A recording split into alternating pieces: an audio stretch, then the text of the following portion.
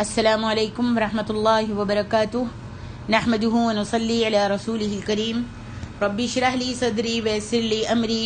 واحلل عقدۃ من لسانی یفقهوا قولی رب زدنا علما اللهم انا نسألك علما نافعا ورزقا واسعا وقلبا شاکرا ولسانا ذاکرا وعملا متقبلا یا رب العالمین آمین یا رب العالمین۔ تفسیر سورۃ روم آیت نمبر 48 سے آخر السورہ۔ اعوذ باللہ من الشیطان الرجیم۔ اللہ الذی یرسل الریاح فتثیر سحابا فیبسطه فی السماء کیف یشاء ویجعلہ کسفا فترى الودق یخرج من خلالہ فَإِذَا أَصَابَ بِهِ مَن يَشَاءُ مِنْ عِبَادِهِ إِذَا هُمْ يَسْتَبْشِرُونَ۔ اللہ کی ذات تو وہ ذات ہے جو ہوائیں بھیجتا ہے، پھر وہ بادل اٹھاتی بھڑکاتی ہیں، پھر اللہ اسے آسمان میں جس طرح چاہتا ہے پھیلاتا ہے اور وہ اسے ٹکڑے ٹکڑے کر دیتا ہے، پھر آپ بارش دیکھتے ہیں کہ اس کے اندر سے نکلتی ہے، پھر جب وہ اپنے بندوں میں سے جن پر چاہتا ہے بارش برساتا ہے تو اس وقت وہ خوش ہو جاتے ہیں۔ وَإِن كَانُوا مِن قَبْلِ أَن يُنَزَّلَ عَلَيْهِم مِّن قَبْلِهِ لَمُبْلِسِينَ، اور اگرچہ ان پر بارش برسائے جانے سے پہلے، اس بارش کی خوشی سے پہلے وہ نا امید ہو رہے تھے۔ فَانظُرْ إِلَىٰ آثَارِ رَحْمَةِ اللَّهِ كَيْفَ يُحْيِي الْأَرْضَ بَعْدَ مَوْتِهَا، پس آپ اللہ کی رحمت کے آثار کی طرف دیکھیں، وہ زمین کو اس کی موت و ویرانی کے بعد کیسے آباد کرتا ہے۔ ان ذلک لمحیی الموتى، بے شک وہ ضرور مردوں کو زندہ کرنے والا ہے۔ وہو علی کل شیء قدیر، اور وہ ہر چیز پر خوب قادر ہے۔ وَلَئِنْ أَرْسَلْنَا رِيحًا فَرَأَوْهُ مُصْفَرًّا لَظَلُّوا مِن بَعْدِهِ يَكْفُرُونَ، اور اگر ہم تند و تیز ہوا بھیج دیں پھر وہ اس کھیتی کو زرد پڑتی دیکھیں تو اس کے بعد وہ ضرور ناشکری کرنے لگتے ہیں۔ اللہ تبارک و تعالیٰ نے ان آیات میں فرمایا ہے کہ وہ اس بادل کو کس طرح پیدا فرماتا ہے جس سے پانی نازل ہوتا ہے۔ ارشاد اللہ الذی یرسل الریاح فتثیر سحابا، اللہ ہی تو ہے جو ہواؤں کو بھیجتا ہے تو وہ بادل کو اٹھاتی ہیں، یعنی دریاؤں اور سمندروں کی موجوں سے سحاب کو اٹھاتی ہیں، جیسا کہ کئی ایک اہل علم نے ذکر کیا ہے، یا وہاں سے اٹھاتی ہیں جہاں سے اللہ تعالیٰ چاہتا ہے۔ فَيُبْسِطُهُ فِي السَّمَاءِ كَيْفَ يَشَاءُ، پھر وہ اسے جس طرح چاہتا ہے آسمان میں پھیلا دیتا ہے، یعنی اسے پھیلا دیتا، زیادہ کر دیتا اور اسے بڑھا دیتا ہے، اور تھوڑے بادلوں کو زیادہ بنا دیتا ہے۔ ابتدا میں ایک بدلی بس پیدا فرماتا ہے جو آنکھ سے ایک ڈھال کی طرح نظر آتی ہے، پھر اسے اس طرح پھیلا دیتا ہے سبحان اللہ کہ افق کے سارے کنارے بھر جاتے ہیں، اور کبھی وہ بادلوں کو دریاؤں اور سمندروں کی طرف سے اس طرح اٹھاتا ہے کہ وہ پانی سے بھرے ہوئے ہوتے ہیں، جیسا کہ اللہ تبارک و تعالیٰ نے سورۃ الاعراف میں فرمایا وَهُوَ الَّذِي يُرْسِلُ الرِّيَاحَ بُشْرًا بَيْنَ يَدَيْ رَحْمَتِهِ حَتَّى إِذَا أَقَلَّتْ سَحَابًا ثِقَالًا سُقْنَاهُ لِبَلَدٍ مَّيِّتٍ فَأَنزَلْنَا بِهِ الْمَاءَ فَأَخْرَجْنَا بِهِ مِن كُلِّ الثَّمَرَاتِ كَذَلِكَ نُخْرِجُ الْمَوْتَىٰ لَعَلَّكُمْ تَذَكَّرُونَ، اور وہی تو ہے جو اپنی رحمت بارش سے پہلے خوشخبری دینے والی ہواؤں کو بھیجتا ہے۔ سبحان اللہ، یہاں تک کہ جب وہ بھاری بھاری بادلوں کو اٹھاتی ہیں تو ہم اسے ایک مری ہوئی بستی کی طرف ہانک دیتے ہیں، پھر اس بادل سے پانی اتارتے ہیں، پھر بارش سے ہر طرح کے پھل پیدا کرتے ہیں، اسی طرح ہم مردوں کو زمین سے زندہ کر کے نکال لیں گے۔ یہ آیات اس لیے بیان کی جاتی ہیں تاکہ تم نصیحت پکڑو۔ اسی طرح فرمایا اللہ الذی یرسل الریاح فتثیر سحابا فیبسطه فی السماء کیف یشاء ویجعلہ کسفا، اللہ ہی تو ہے جو ہواؤں کو بھیجتا ہے تو وہ بادل کو اٹھاتی ہیں، پھر وہ اسے جس طرح چاہتا ہے آسمان میں پھیلا دیتا ہے اور تہ بتہ ٹکڑے ٹکڑے کر دیتا ہے۔ مجاہد، ابو عمرو بن علا اور قتادہ فرماتے ہیں کہ کسفا کے معنی ٹکڑے ٹکڑے ہیں، اور کئی دیگر لوگوں نے کہا ہے کہ اس کے معنی تہ بتہ کے ہیں، جیسا کہ امام ضحاک کا قول ہے۔ کچھ اور لوگوں نے کہا ہے کہ اس سے مراد ایسے بادل ہیں جو پانی کی کثرت کی وجہ سے سیاہ معلوم ہوتے ہیں اور بوجھل اور بھاری ہونے کی وجہ سے زمین سے قریب دکھائی دیتے ہوں۔ فَتَرَى الْوَدْقَ يَخْرُجُ مِنْ خِلَالِهِ، پس تم بارش کو دیکھتا ہے کہ اس کے بیچ میں سے نکلنے لگتا ہے، یعنی تم بارش کو دیکھتے ہو جو بادلوں سے پانی کے قطروں کی صورت میں برستی ہے۔ اللہ اکبر۔ فَإِذَا أَصَابَ بِهِ مَن يَشَاءُ مِنْ عِبَادِهِ إِذَا هُمْ يَسْتَبْشِرُونَ، پھر جب وہ اسے اپنے بندوں میں سے جس پر چاہتا ہے برسا دیتا ہے تو وہ اچانک خوش ہو جاتے ہیں، کیونکہ انہیں اس کی ضرورت ہوتی ہے، اس بارش کی ضرورت ہوتی ہے، لہذا وہ اس کے نازل ہونے سے بہت ہی خوش ہوتے ہیں۔ وَإِن كَانُوا مِن قَبْلِ أَن يُنَزَّلَ عَلَيْهِم مِّن قَبْلِهِ لَمُبْلِسِينَ، اور یقیناً وہ لوگ اس بارش سے پہلے کہ وہ ان پر اتارا جائے، البتہ پہلے وہ بہت ہی نا امید ہو رہے تھے۔ آیت کریمہ کے معنی یہ ہے کہ یہ لوگ جنہیں بارش نصیب ہوتی ہے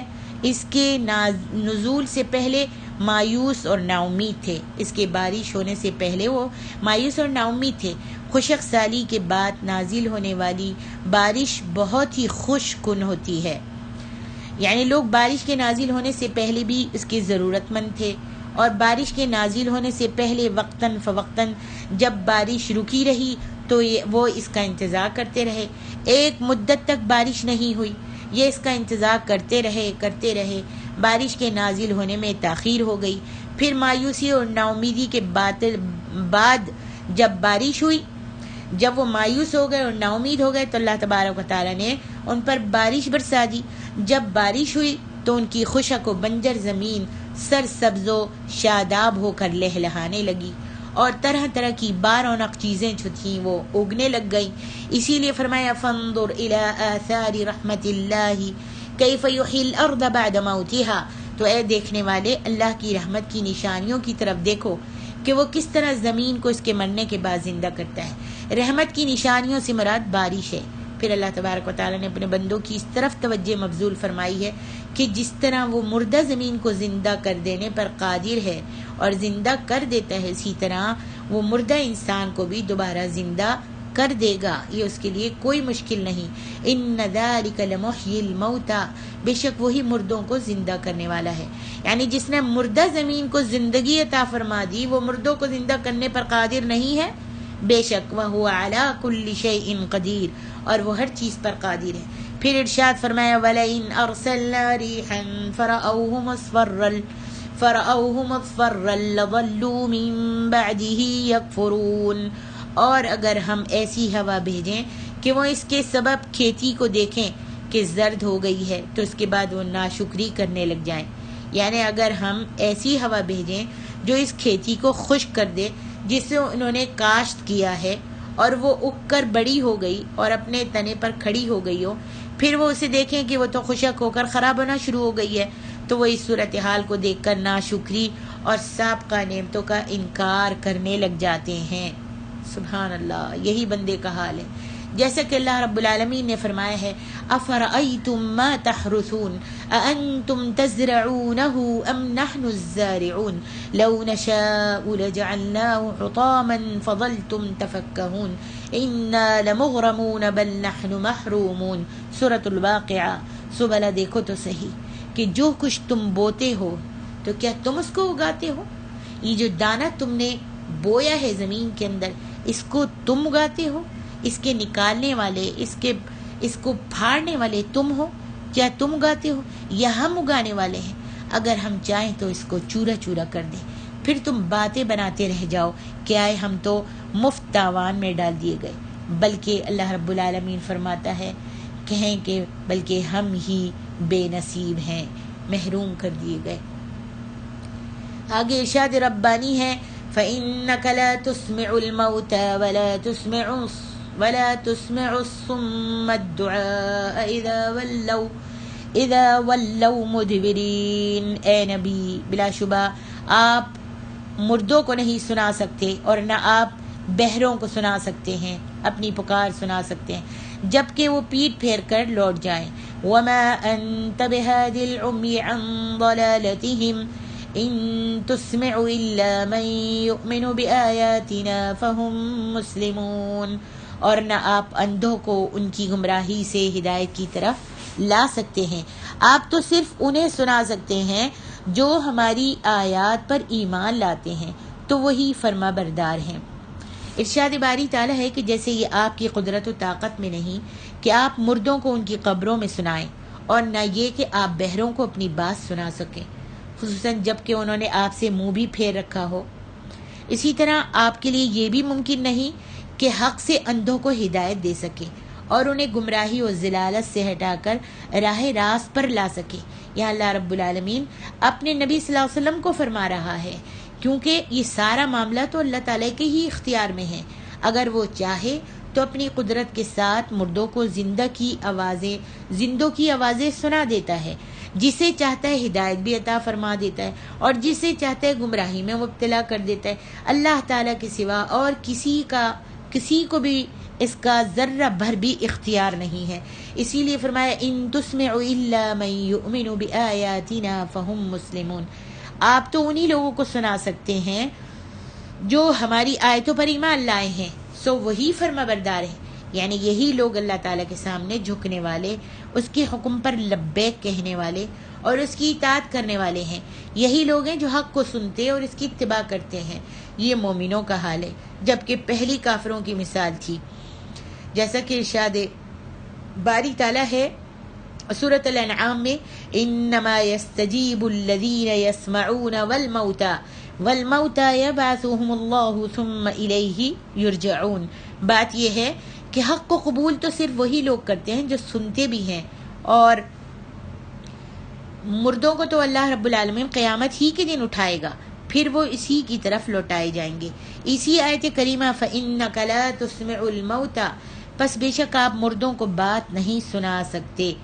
اس سے ام المومنین حضرت عائشہ صدیقہ رضی اللہ عنہا نے استدلال کیا تھا کہ حضرت عبداللہ بن عمر رضی اللہ عنہما کو نبی صلی اللہ علیہ وسلم کے الفاظ نقل کرنے میں اس روایت میں وہم ہو گیا ہے، جس میں ہے کہ نبی کریم صلی اللہ علیہ وآلہ وسلم نے ان کفار مقتولون سے 3 دن بعد گفتگو فرمائی تھی، جنہیں بدر کے کنویں میں پھینک دیا گیا تھا۔ جن کافروں کو، جو بڑے بڑے کفار تھے، جنگ بدر میں فوت ہو گئے تھے، قتل کیے گئے تھے، ان کو بدر کے کنویں میں پھینک دیا گیا تھا۔ آپ نے انہیں سخت ڈانٹا تھا، ڈانٹ پلاتے ہوئے کہا تھا، حتیٰ کہ حضرت عمر نے عرض کی اللہ کے رسول صلی اللہ علیہ وسلم آپ کیسے ان سے خطاب کر رہے ہیں، آپ ان سے کیسے باتیں کر رہے ہیں، حالانکہ وہ بلا شبہ گل سڑ گئے ہوں گے اور بدبودار ہو چکے ہوں گے۔ تو آپ نے فرمایا والذی نفسی بیدہ ما انتم باسمع لما اقول منہم ولکن لا یجیبون، ذات گرامی کی قسم جس کے ہاتھ میں میری جان ہے، میں ان سے جو کہہ رہا ہوں اس سے تم ان کی نسبت زیادہ نہیں سن رہے، لیکن وہ جواب نہیں دے سکتے۔ صحیح البخاری۔ اور حضرت عائشہ رضی اللہ عنہا نے آپ کے اس فرمان کا یہ مفہوم بیان کیا ہے کہ نبی علیہ الصلوۃ والسلام نے فرمایا انہم لیعلمون الآن انما کنت اقول لهم حق، انہیں اب یہ خوب معلوم ہو گیا ہے کہ میں ان سے جو بھی کچھ کہا کرتا تھا، جس بات کی نصیحت کرتا تھا اور کہتا تھا کہ رسالت کا اقرار کر لو اور بتوں سے بچ جاؤ، بتوں کو پوجنا چھوڑ دو، ان کو اچھی طرح یہ معلوم ہو گیا ہے کہ میں ان سے جو بھی کچھ کہا کرتا تھا وہی بات حق ہے۔ اور امام قتادہ نے بیان فرمایا ہے کہ اس وقت ڈانٹ ڈپٹ اور سزا کے لیے اللہ تعالیٰ نے انہیں زندہ کر دیا تھا جب نبی صلی اللہ علیہ وسلم نے ان کو پکارا تھا، حتیٰ کہ انہوں نے رسول اللہ صلی اللہ علیہ وسلم کا مذکورہ اور آپ جو بیان کر رہے تھے اور آپ جو ان کو مخاطب کر رہے تھے، اللہ نے ان کو زندہ کر دیا تھا، وہ نبی صلی اللہ علیہ وسلم کے لیے خاص تھا اور انہوں نے اپنی قبر میں سن لیا تھا، واللہ عالم۔ آگے ارشاد ربانی ہے اللہ الذی خلقکم من ضعف ثم جعل من بعد ضعف قوة ثم جعل من بعد قوة ضعفا وشیبہ یخلق ما یشاء وهو العلیم القدیر۔ اللہ وہ ذات ہے، اللہ کی ذات تو وہ ذات ہے جس نے تمہیں کمزوری کی حالت سے پیدا کیا، پھر اس نے کمزوری کے بعد قوت دی، پھر اس نے قوت کے بعد کمزوری اور بڑھاپا دیا، پھر وہ جو چاہے پیدا کرتا ہے اور وہ خوب جاننے والا اور بڑی قدرت والا ہے۔ انسان اپنی زندگی کے جن مختلف مراحل سے گزرتا ہے، اللہ تعالیٰ نے ان کا ذکر فرمایا ہے کہ انسان کی اصل تخلیق مٹی سے ہے، مٹی سے نطفہ، پھر لوتھڑا، پھر بوٹی بنا دی جاتی ہے، پھر ہڈیاں پیدا کر دی جاتی ہیں اور ہڈیوں پر گوشت چڑھا دیا جاتا ہے، پھر اسی میں روح پھونک دی جاتی ہے، پھر جب وہ شکم مادر سے باہر آتا ہے تو انتہائی کمزور و نحیف اور کمزور قوت والا ہوتا ہے، پھر آہستہ آہستہ پروان چڑھ کر بچہ بن جاتا ہے، پھر نوخیز، پھر نوجوان بن جاتا ہے، اور کمزوری کے بعد طاقت کے یہی معنی ہیں، پھر انسان کمزور ہونا شروع ہو جاتا ہے اور شیخوخت سے گزرتے ہوئے بڑھاپے کے آخری حدوں کو چھونے لگتا ہے، اور طاقت کے بعد کمزوری کے یہی معنی ہیں، کیونکہ بڑھاپے میں ہمت، حرکت اور گرفت میں کمزوری ہو جاتی ہے، بال سفید ہونا شروع ہو جاتے ہیں، ہڈیاں کمزور ہو جاتی ہیں، ظاہری اور باطنی صفات میں تبدیلی رونما ہونا شروع ہو جاتی ہے۔ اسی لیے اللہ تعالیٰ نے فرمایا ثم جعل من بعد قوة ضعفا وشیبا، پھر طاقت کے بعد کمزوری اور بڑھاپا بنا دیا، پھر وہ جو چاہتا کرتا اور اپنے بندوں میں جس طرح چاہتا تصرف فرماتا ہے۔ وَهُوَ الْعَلِيمُ الْقَدِيرُ، اور وہ خوب جاننے والا بڑا صاحب قدرت ہے۔ آگے ارشاد ربانی ہے وَيَوْمَ تَقُومُ السَّاعَةُ يُقْسِمُ الْمُجْرِمُونَ مَا لَبِثُوا غَيْرَ سَاعَةٍ كَذَلِكَ كَانُوا يُؤْفَكُونَ، اور جس دن قیامت قائم ہوگی مجرم قسمیں کھائیں گے کہ وہ دنیا میں گھڑی بھر کے سوا بھی نہیں ٹھہرے، اسی طرح وہ دنیا میں بہکے رہے۔ وقال الذين اوتوا العلم والایمان لقد لبثتم في كتاب الله الى يوم البعث فهذا يوم البعث ولكنكم كنتم لا تعلمون، اور وہ کہیں گے البتہ تحقیق تم تو جیسا کہ اللہ کی کتاب لوح محفوظ میں ہے دوبارہ اٹھانے کے دن قیامت تک ٹھہرے رہے، چنانچہ یہی دوبارہ اٹھنے کا دن ہے، اور لیکن تم تو اسے حق نہیں جانتے تھے۔ فَيَوْمَئِذٍ لَا يَنفَعُ الَّذِينَ ظَلَمُوا مَعْذِرَتُهُمْ وَلَا هُمْ يُسْتَعْتَبُونَ، تو جن لوگوں نے ظلم و زیادتی کی اس دن ان کی معذرت انہیں کوئی نفع نہیں دے گی، اور نہ ان سے اپنے رب کو راضی کرنے کے لیے کہا جائے گا۔ ان آیات میں اللہ تبارک و تعالیٰ نے دنیا اور آخرت میں کفار کی جہالت کے بارے میں بیان فرمایا ہے۔ دنیا میں انہوں نے جہالت سے بتوں کی جو عبادت کی سو کی، آخرت میں بھی ان سے بہت بڑی جہالت کا اظہار ہوگا کہ وہ اللہ تعالیٰ کی قسم کھا کر کہیں گے کہ وہ دنیا میں ایک گھڑی ہی رہے تھے، ایک منٹ ہی رہے تھے، اور ان کا مقصد اس سے یہ ہوگا کہ ان پر حجت قائم نہیں ہوگی۔ وہ یہ سمجھتے ہوں گے کہ جب ہم کہیں گے کہ ہم ایک گھڑی، ایک منٹ ہی رہے، ایک وقت ہی رہے، تو ان کا مقصد اس سے یہ ہوگا کہ ان کے اوپر حجت قائم نہ ہو اور انہیں مہلت ہی نہیں دی گئی، یعنی حجت قائم ہی نہیں ہوئی اور انہیں مہلت بھی نہیں دی گئی، جلد سے جلد ایک گھڑی ان کو زندہ رکھا گیا اور فوراً موت دے دی گئی کہ وہ اپنا عذر پیش کر سکیں۔ ارشاد باری تعالیٰ ہے كَذَلِكَ كَانُوا يُؤْفَكُونَ وَقَالَ الَّذِينَ أُوتُوا الْعِلْمَ وَالْإِيمَانَ لَقَدْ لَبِثْتُمْ فِي كِتَابِ اللَّهِ إِلَى يَوْمِ الْبَعْثِ، اسی طرح وہ رستے سے بہکائے جاتے تھے،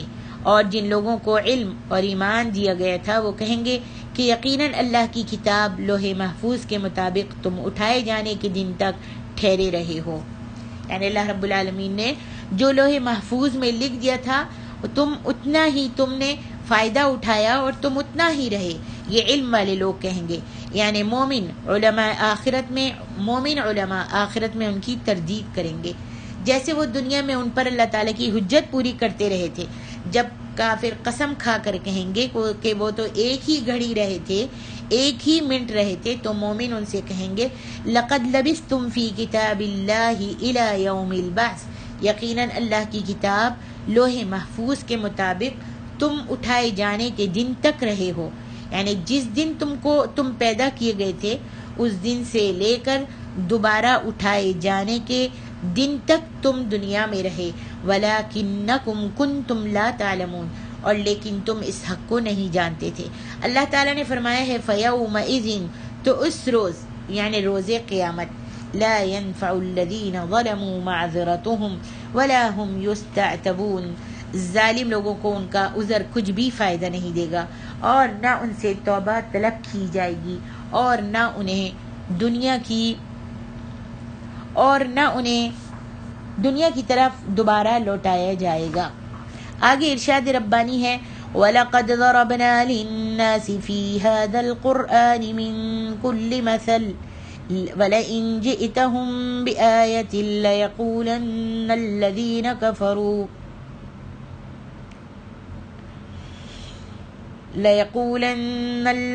كَفَرُوا إِنْ أَنْتُمْ إِلَّا مُبْطِلُونَ، بلا شبہ ہم نے اس قرآن میں لوگوں کے لیے ہر مثال بیان کر دی ہے، اور اگر آپ ان کے پاس کوئی نشانی لائیں تو جن لوگوں نے کفر کیا وہ ضرور کہیں گے تم تو نرے جھوٹے ہو۔ كَذَلِكَ يَطْبَعُ اللَّهُ عَلَى قُلُوبِ الَّذِينَ لَا يَعْلَمُونَ، اسی طرح اللہ ان لوگوں کے دلوں پر جو سمجھ نہیں رکھتے مہر لگا دیتا ہے۔ فَاصْبِرْ إِنَّ وَعْدَ اللَّهِ حَقٌّ وَلَا يَسْتَخِفَنَّكَ الَّذِينَ لَا يُوقِنُونَ، آپ صبر کیجئے، بلا شبہ اللہ کا وعدہ سچا ہے، اور آپ کو وہ لوگ ہلکا بے صبر نہیں کر سکتے جو یقین نہیں رکھتے۔